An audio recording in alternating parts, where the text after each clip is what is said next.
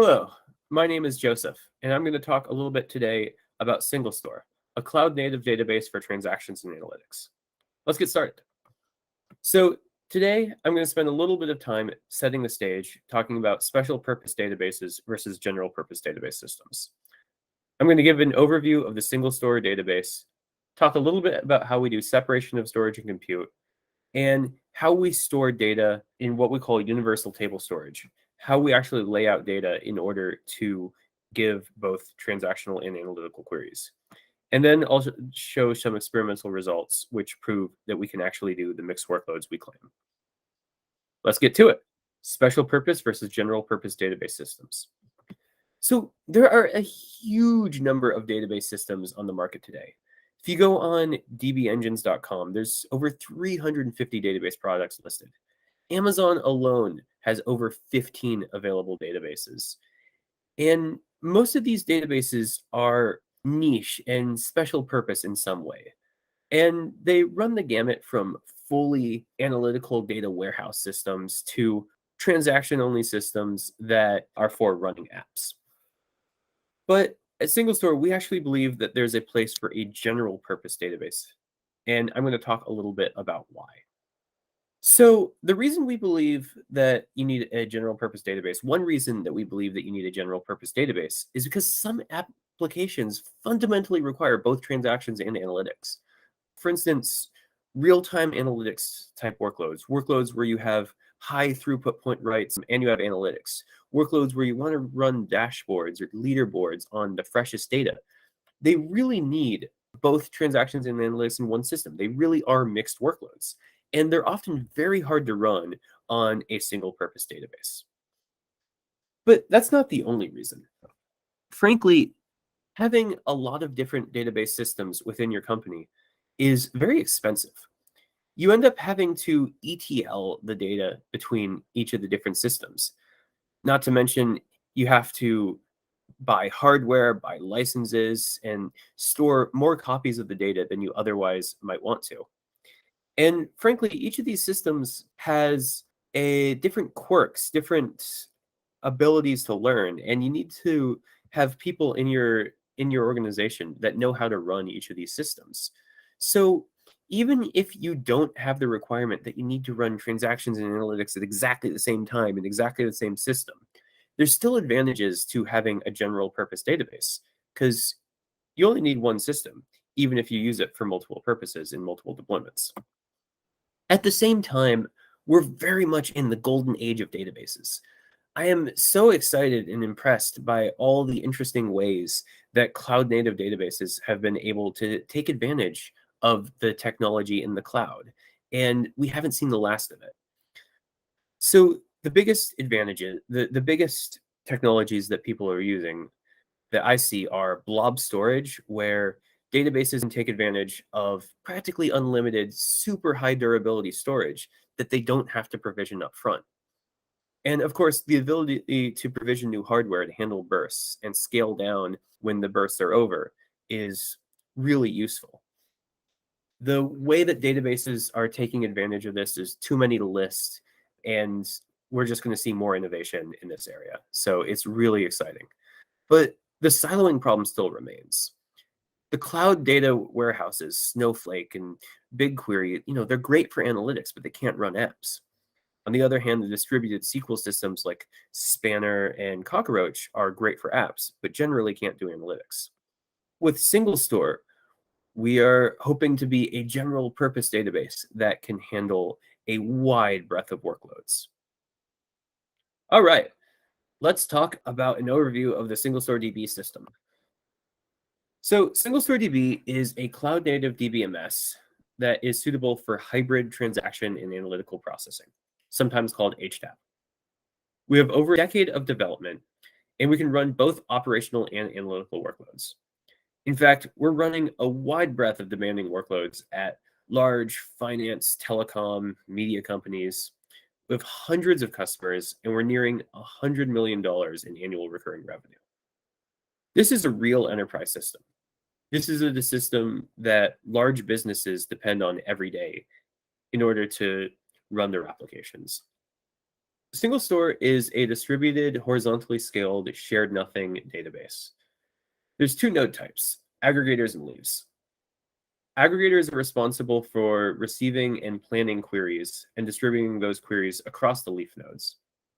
Leaf nodes are responsible for storing the data. A SingleStore database is split up into some number of partitions. Each row in each table of the SingleStore database is mapped to a partition by a user-specified shard key. The shard key is hashed to give which partition the data should reside on. Each partition is replicated to some number of replicas in order to maintain availability and durability. Let's talk about that process. So, as I mentioned, changes are logged and replicated to maintain durability and availability. By default, a transaction is considered committed when it's received in memory on a configurable number of replicas, although there is also a mode where a transaction is required to be persisted to disk in order to be committed. Anyway, by default, neither disk nor blob storage is on the commit path. This is great because it means that you have low predictable latency without sacrificing too much durability. If replication is configured across availability zones, the committed data will never be lost unless there are current failures on different sides of the availability zone. If you zoom in on one partition of one SingleStore table, you would see an LSM tree. Like many databases, we have an LSM tree, and the top level of our LSM tree is an in-memory skip list. This skip list is suitable for high throughput point reads and writes, and it works like a regular row store database. The rest of the data is stored in column store data files. These column store data files are, of course, suitable for ultra-fast scans, ultra-fast analytic queries, but they're special in that they use what we call unified table storage, where they can also do some amount of seeking and operational work. But this doesn't sacrifice the scan performance. I'll talk more on this later. One important thing to note, however, is that the column store data files are immutable. If you want to update a row in a column store data file, you simply update the metadata, which resides in memory, saying that that row is deleted, and you insert the updated row into the in-memory skip list at the top level of the LSM tree. Our query processing works as follows. When the query is received by an aggregator node, it is planned and distributed to the partitions where the data resides. If the query is sufficiently simple, it will be sent directly to the partitions that house the data. However, for more complex queries, we can reshuffle or broadcast the data around the cluster. This system can run all of TPCH and TPCADS competitively with other cloud data warehouses. If you want to learn more, you can check out our other papers or this year's paper. Let's talk a little bit about the way SingleStore does separation of storage and compute. After a piece of data, a data file or a chunk of the log is committed, SingleStore will asynchronously upload it to remote blob storage. This gives a whole host of familiar benefits. First of all, once data has been uploaded, it can be deleted from local disk. This means that the disk acts as sort of a write-ahead cache, which means that the amount of data you can store is virtually bottomless. Also, the blob storage acts as a sort of continuous backup for all of your data. SingleStore allows for point-in-time restores to any point within the retention period. Finally, because not all data files need to be copied in order to provision a new replica, provisioning a new replica either to scale reads or to restore redundancy is very fast.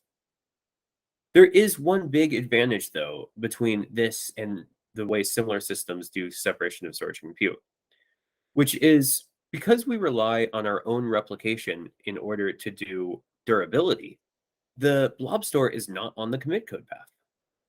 Again, this means that the commits have low predictable latency, which is required for transactions. The downside of this, of course, is that if the cluster is blown away, if the entire cluster dies, the tail of the log, the most recent data, can still be lost. But because Nodes can be provisioned in different availability zones, and the probability of an entire region being lost is relatively low. We consider this an acceptable trade-off. Let's talk about unified table storage, the way that SingleStore lays out the data for its tables. So the goal of unified table storage is to run point workloads on the column store part of the LSM tree to efficiently run seeks, update deletes, and unique key enforcement without sacrificing scan performance. How do we do this? Well, we have efficient secondary indexes. Each of our column store encodings is seekable. So given a row offset within a segment, you can seek to the individual values. And row level locking. So you can actually lock an individual row inside of a column store segment. So like many column store systems, when indexing a column, SingleStore creates an inverted index, which maps values to the row offsets. But this isn't enough for operational workloads, since in order to search for a value, you'd have to scan every single segment, a linear number of segments, in order to find the index that contains the value you're looking for. To solve this, we introduced the concept of a global index, which sits above the per segment inverted index. It's another LSM tree, this time an LSM tree of hash tables, which maps the hashes to segments containing the values and their location in the inverted index. This design is nice because if you want to do a read query, you only need to read O of log n hash tables. And write queries have very little impact since the index merging is done in the background asynchronously. Let's go over the experimental results. SingleStore DB is the only commercially available system, which I'm aware of, which is able to run all three of TPCC, TPCH, and TPCDS benchmarks competitively. We tried to run all three on SingleStore as well as 2 cloud data warehouses and 1 cloud database. This is a funny looking graph that shows the results. The dashed line shows the score on TPCC, while the solid line shows the score on TPCH. As you can see, only SingleStore DB has both bars. The data warehouses have a blue bar because they could run TPCH but could not run TPCC, while the database could run TPCC, but we gave up after 24 hours waiting for it to finish TPCH. We also ran the CH benchmark, a benchmark which runs both an analytical workload and a transactional workload at the same time. The first 2 lines show our performance just running one workload or the other. The third line shows our performance running both workloads at the same time on the same system. As you can see, the scores in the third line are roughly half of the scores of the first and second line, meaning we were able to run both workloads at the same time and use all the available resources effectively. In the fourth and fifth line, we are using twice as much hardware and running each workload in a dedicated workspace. Workspaces are a SingleStore concept that allows for separation of resources. And as you can see, we got back most of the performance that was lost by running the workloads simultaneously.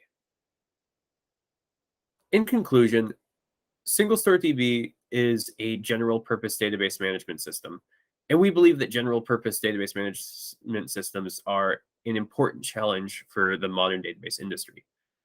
Unified table storage allows point workloads on column store, while separation of storage and compute without the blob store on the hot path means you can maintain low transactional latency and still enjoy the benefits traditionally seen only by data warehouses. We can run a breadth of workloads, and we believe that we are a general purpose database suitable for HTAP workloads. Thank you.